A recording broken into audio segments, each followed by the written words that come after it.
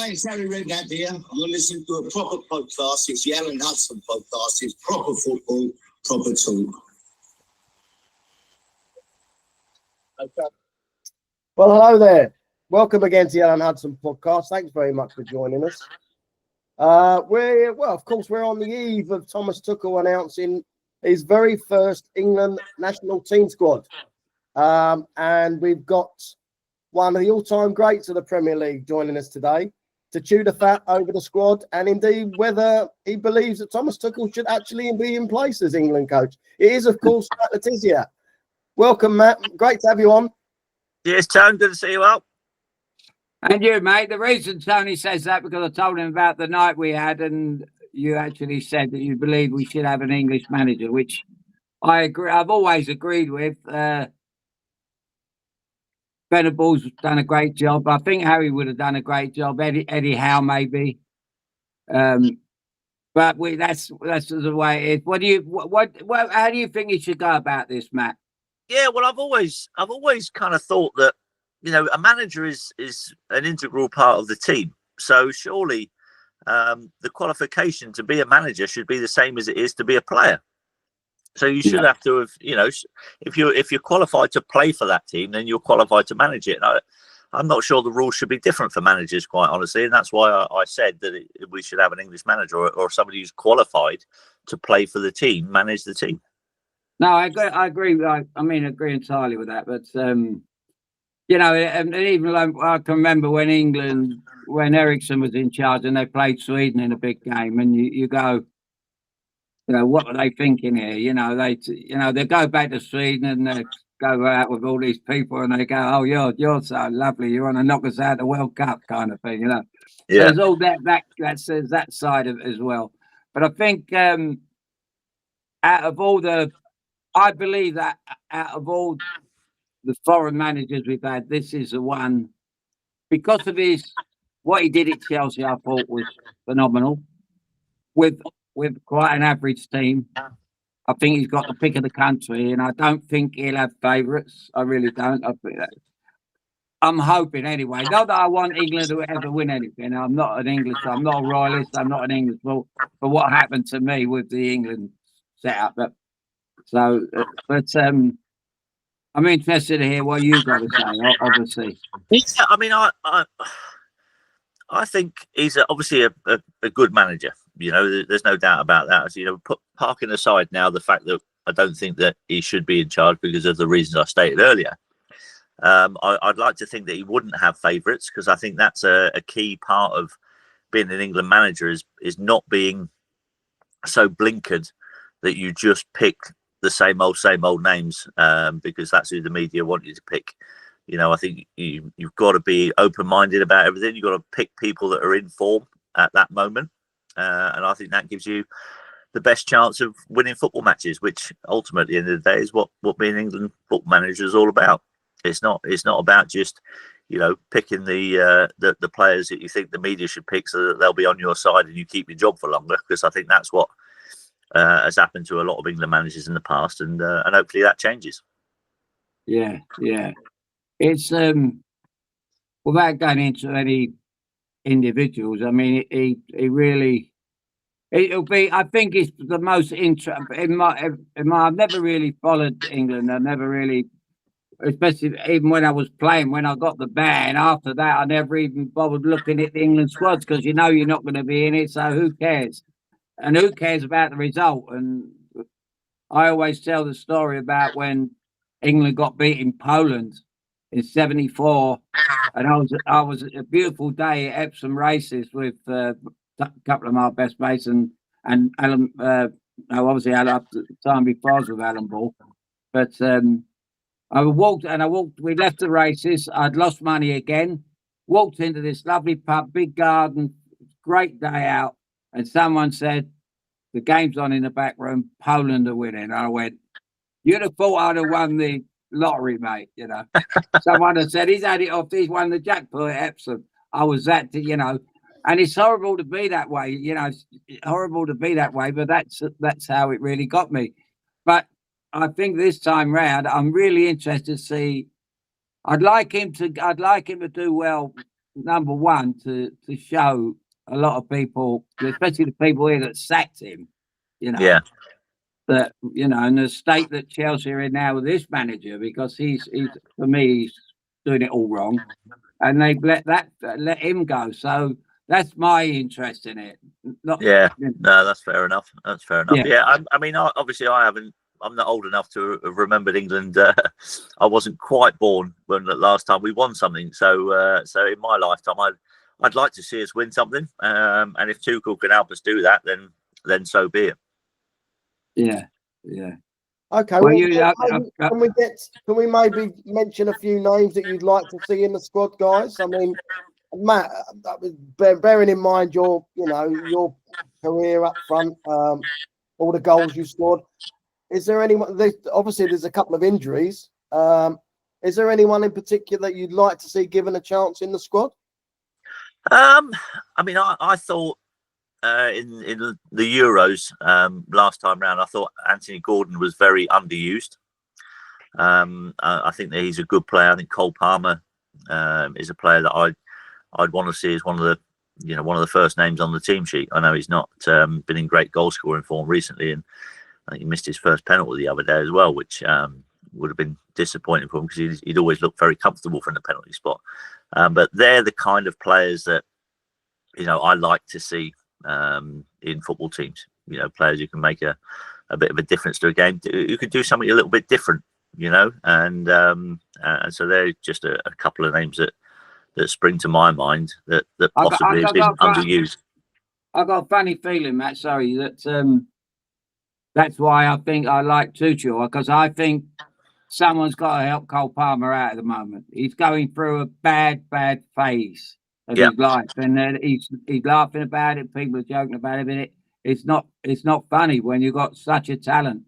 He got Chelsea out of so much trouble last year single-handedly, and now because he's not doing that, they're starting to doubt. And then other players are not. They're not helping him out. He needs someone. He needs that. Like the you and Alan Ball thing, the me and Tony Waddington thing. This could be his saviour. Well, I think I think sometimes we forget how young these players are still, Al, and you must have gone through it the same as I did. You go through dips in form when you're young. It is you fluctuate a lot in terms of level of performance, and you're looking for that consistency. And normally it doesn't come till you're kind of in your mid-20s. We've got to remember Cole Palmer's still not that old. And he's going to have these little dips. It's only natural. So like you say, you've got to have somebody who's going to support you through those tough times and believe in you and put their trust in you. And hopefully, as you say, hopefully Tuchel could do that for Cole Palmer because, as I said before, he's not having the best of times at the moment. But I think the boy's got so much ability. He just has a manager there that believes in him and gives him that trust. Then I think we'd have a player. Well, luckily enough, it's not as if he's come from another planet and he's just watching Palmer for the first time. He see him last year. But I think he's got a terrible. I don't know what it is. He's not carrying an injury, I wouldn't think, but he's got a mental problem at the moment. Someone's upset him, and he needs to get rid of, don't he? Because he's. I just you can tell, everybody can tell. My mate, who's a big Chelsea supporter, and I went, he ain't right. Everyone's saying, well, he ain't right. He don't look happy. No. Even the way Wolves goes on the field, he's a strange individual, isn't he? He doesn't look like he is a bit quirky. Yeah, and he doesn't look like when all the world class players of yesteryear, and they zoom in on him, and he's a new, superstar, and you go, oh no, they've got the wrong one on it, No, he just don't look the part, but get the ball in. A lot of people used to say that about me. They just go, wait, he just don't look like a footballer. Look at the way he walks. Look at the way he runs. Just one of those things. Well, as Tony Waddington used to say, I can tell a football by the way he walks. I don't know about that, But, well, I think I think there's a lot of different ways of going about doing your job, and if we were all the same, it'd be a pretty boring world. So it's nice that we've got quirky characters, and people who can do things a little bit differently and don't necessarily look like footballers, but yet they've got magic in their boots, and they can do things that other people can't do. And I think that's one of the reasons why fans go and watch football matches. They don't want to go. They don't want to go and see mundane players just passing it about. They want to see players doing something a little bit different. They want to see somebody try and dribble past 2 or 3 players and create something out of nothing. That's what, for me, the joy of football is all about. Seeing those moments in a game where there's only 1 or 2 players on that pitch could produce that kind of quality. And that's what I kind of always strive to do in my career.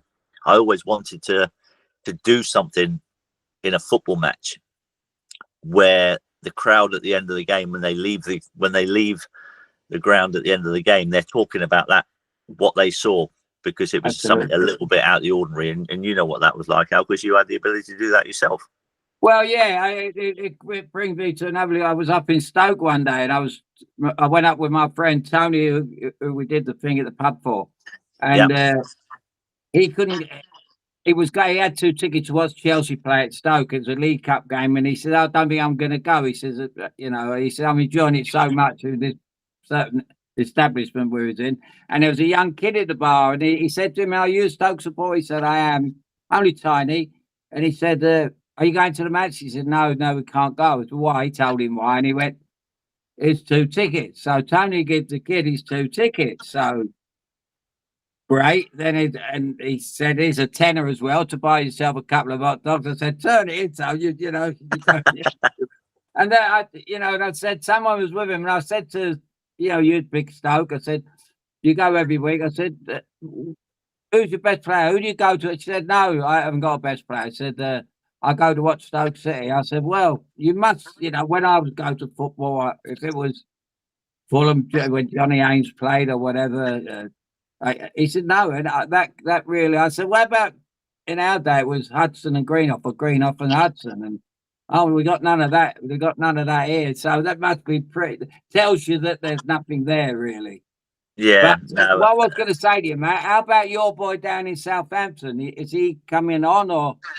Tyler Diblin's had a bit of a quiet spell the last few weeks, to be honest. Al, he's and again, we forget how old he is. I think he's only just turned 19, maybe. And he is going to go through these patches where you go up and down in form. That's just part and parcel of learning his trade. But the boy's got bundles of ability. I don't think he's quite ready for that kind of call up or anything like that just yet. But would you as a manager bring him in and just get the experience and bring him along?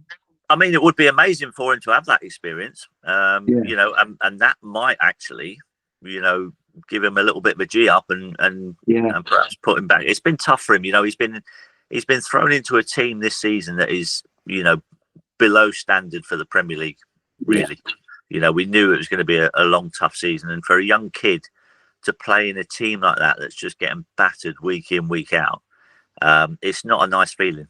It's not a nice feeling, and it's going to be tough for him. And there's a lot of expectation on him because he's the one in our team, like I said before, that can do something a little bit different. And he's the one the fans are all looking to, to try and be our saviour. But it's you can't pin your hopes on an 18-year-old kid in a relegation scrap in the first full season in the team. It's just not something that really you can expect an 18-year-old to produce that kind of performance that's going to give you a chance of staying up, I'm afraid. Yeah. It's either going to do him the world of good or, but I think it will at the end of the day, because when he goes into a good side, if he leaves Southampton, he's going to, the benefits are going to be great, aren't they? But yeah, I would definitely consider bringing him in. I really would. For young players like that, would be. When you think Alan Ball, what age was he when he played in the England team? 20 was he? He was 21 in the World Cup, wasn't he? 20. So he'd have been probably in the squad at 19, only playing for Blackpool. But talking of teenagers, what about the two kids at Arsenal, lewis-skelly and Nwaneri? Is it similarly too early for those two to be thrown into the Yeah, that's a good shout, Tone, and I think when it's a very different scenario for those boys. Obviously, they've gone into a team that are challenging at the right end of the table. You know, a team with top quality players in it, and they've slotted in perfectly. And I would say probably Nwaneri, I think, has shown incredible maturity for his age coming into the team and producing performances like that. I would say probably those two would have more of a shout, certainly, than Tyler Diblin. And I think Miles Skelly has obviously performed incredibly well. And when you're playing at one of those big teams and you're English and you get in that team as a teenager, you do invariably see England managers go, "Oh, blimey, yeah, we better have a look at him." It happened with Gary Neville. I think it happened with I think Beckham maybe as well. You know, the Trent Alexander-Arnold, for example, that if you get a teenager coming through at those big clubs and making a spot in their team their own, they do get given a chance with England. I mean, I was a little bit unfortunate. You know, I was at 20 years of age. I won the Young Player of the Year. Scored 24 goals that season and never got a sniff of getting in an England squad. Now, if I'd have been doing that playing for Liverpool or Man United at that point, there's no question I would have been straight in the team. You know, and there is that advantage to growing up in a team that is playing at the right end of the table. Well, absolutely. I think there's plenty of cases. You know, when I played in the Stoke team at 75, we had a good kid called Alan Dodd at the back, and he came in centre half and with Smith and Bloor, and it was embarrassing. He was that good. But he didn't believe in himself. But if he'd have come into the Manchester United or Liverpool team at that time, it would just have been thrown straight in. There's no doubt about it. And you know, and it was interesting to hear that we had Dennis Mortimer on one day, and he said that they won the European Cup without one England international in the team, which is really interesting. Yeah, that is incredible, really. So what was the England manager thinking at that time? You know, it's typically they were winning things and thinking, "Oh, don't touch a winning team," but you know, yeah, no, absolutely. But I think we definitely need somebody to sort out from, without being too personal, I think around Maguire, to think he's been captain of England. I think that's got to change, you know? Yeah. I think he will, and being German, obviously, he will sort that back line out. He will see that as his number one priority. Yeah, no, I mean, there's obviously a lot of talent in that squad there, and hopefully the new manager can get the best out of them. You know, as I said, as much as I would have preferred perhaps an Eddie Howe to go in and do that job. You know, the man's in place now. The rules are what they are, and you know, we've got to get behind the team and try and see if they can get us a victory in my lifetime. That'd be nice. Well, it'd be interesting if Don Revie was still here and have his views on it, because what he said when we walked out at Wembley against the Germans, as the last words he said was, "Remember what they done to us in the war." You know, so what would really? what would have been all about? You know. And Wow. I looked at Alan Moore, and then the next thing you know, I walk out the door and I'm looking at Franz Beckenbauer, and then after the game, we're down the nightclub with 30 volts, Sepp Meyer, and another German. You know, and I think they weren't at war together. I mean, they weren't even born in the war, and he's bringing that up, you know. Yeah. So, and you can't believe, again, the FA, how they could bring people into that with that philosophy. I wonder what his Leeds team talks like, if he's talking about the Germans like that, you know. Oh my God. Absolutely. But it'd be very interesting to see how he goes about it. I really like him. I think he comes across well. Seems a decent bloke. Yeah, he does. Yeah, you know, the other fella that came in, the Italian, I didn't like him.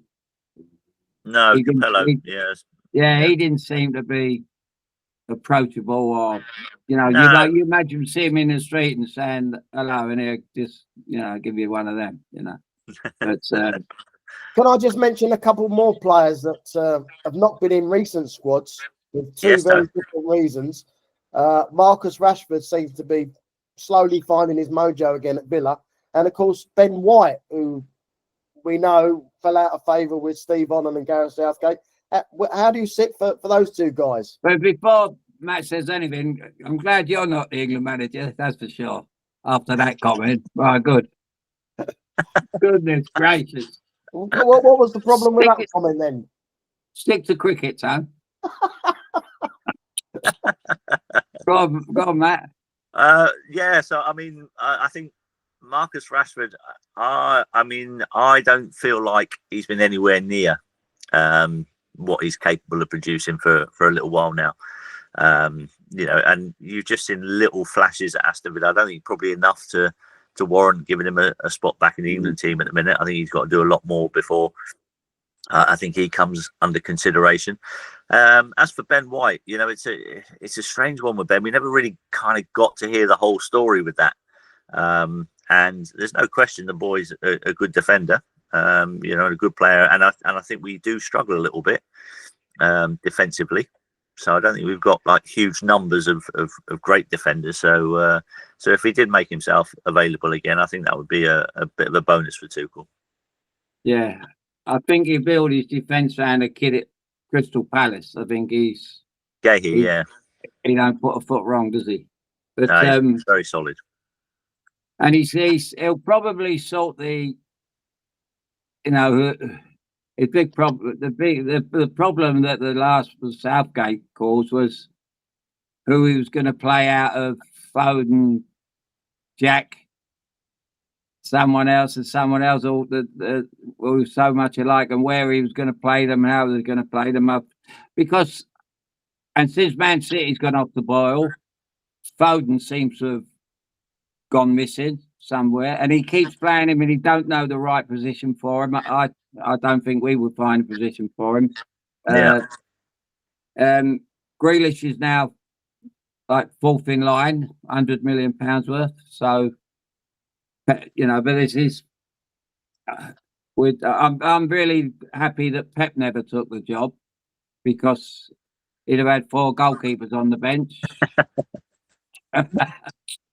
But yeah, no, it's an interesting one with Foden, because you've seen him. Obviously, he's an incredibly talented boy, but then, you know, he does have these spells where, you know, he just kind of doesn't make contributions for kind of a few weeks on end. But I think if with the right manager and, you know, with the right formation that kind of suits him, I think he can be a massive asset to the team. I really do. You know, he glides with the ball beautifully. I love watching him play. But I think sometimes he just, for me, I think and this is probably Pep's influence a little bit, as I think he plays too safe too often. And I want to see him going at people and taking people on a little bit more often than he does, because he's very good at it. You know, his close control is really good. His balance is really good. You know, he's got a drop of the shoulder. You know, and the boy can finish as well. So hopefully Tuchel can get the best out of him. Yeah, and watching PSG play in the two matches over the last week, the little midfield player for them. I mean, if we had someone like that in the team, then there would be no doubt who's going to be first, and that would be the most important to build the team round. You know. Yeah. I like the fact that Declan Rice seems to be, you know, getting on the score sheet a little bit more regularly than he used to. You know, I like him as a midfielder. I think him on top form is a real asset to the England team. And so hopefully Tuchel can give him a role in the team as well. That's not just, you know, kind of sitting in front of the back four. So I think Declan can be dangerous in the final third as well. Yeah. I'm looking. You know, I said before the Euros, they should put him at the back, because I thought he'd be a good centre half. I really did. I think, I mean, you know, we're not blessed. I don't think we're blessed with great centre half, so I can see why you would think that. Yeah. Because I think he is a good all-round footballer. and I think he would be, almost like a Bobby Moore type centre half, if you know what I mean. Yeah. Because you've got to take into mind that we're not talking about the Premier League. We're talking about international football where they only play one up or whatever. So, it's a piece of cake for these defenders, isn't it? International football. I tell you what, centre backs can't believe their luck. I mean, when you look at the partnerships that they used to have to face, with the big man, little man combinations, and now you just get one bloke up front who most of the time isn't really interested in running in behind because they all want to pass in front of you all the time. Yeah. Honestly, you could play centre back with a cigar in your mouth. Well, on that note, Matt, we may be better off letting you get off to Cheltenham. I know you're off down there this afternoon. Absolutely, yeah. Well, wish me luck. I need some tips if you got any. Was it India? Are you out there on a PR capacity? No, just I'm with my brother, my nephews, one of my uncles. So it's a little family trip, and we rent a house in Cheltenham, and they spend the whole week. I'll just come up for a couple of days because I'm a bit of a lightweight. Brilliant. I'll have a great time, mate. You'll bump into Redknapp, I suppose, somewhere along the line. No, because he's in the posh bit. I'm like I'm with the regular punters, me. Oh, you're still doing that, are you? I'll be in the best mate stand. Okay, Matt. Thanks very much for joining us today. Good to talk to you, boys. Matt. Speak to you soon. Cheers out. Bye, mate. All right, Cheers, pal. Bye, mate. Thank you.